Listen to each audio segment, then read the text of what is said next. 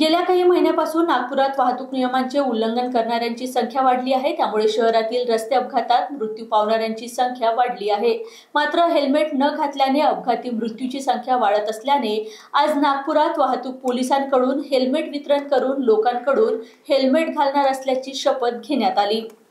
हा अभियान आम्ही म्हणजे जवळपास एक वर्षापासून वेगवेगळी पद्धतीने लोकांमध्ये एक विश्वास किंवा त्यांच्याकडून अशी अपेक्षा की तुम्ही सगळ्यांनी हेल्मेटचा वापर केला पाहिजे। जे आमच्या ॲनालिसिस आहे त्याच्यात असं दिसतोय की जास्तीत जास्त जे डेथ होत आहे रोड ॲक्सिडेंट्समध्ये किंवा अदरवाईज वाहन चालवताना ते हेल्मेट बिना धारण केल्यामुळे किंवा स्ट्रॅप न लावल्यामुळे होत आहे। तर आम्ही सगळ्यांना हे सांगतोय की तुम्ही हेल्मेटचा वापर करा आणि आज जवळपास 1000 हेल्मेट्स आपण पूर्ण शहरामध्ये वाटप करतो आहे आणि ते याच्यासाठी आहे की बाई सगळ्यांना कळला पाहिजे आणि एकच वेळेस ही आमची मोहीम पूर्ण शहरामध्ये चालू आहे आणि बहुतेक याचा चांगला परिणाम होईल आणि जे आपल्या शहरामध्ये आता जवळपास 49 लोकांची मृत्यू झालेली आहे रोड ॲक्सिडेंट्समध्ये 1 जानेवारी पासून।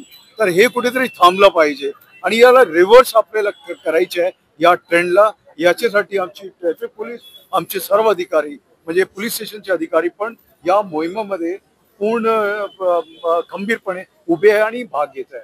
आणि एक ते असं आहे की नागपूर शहरामध्ये जर बघितलं तर लोक जनरली जवळपास 90% लोक ऐकतात।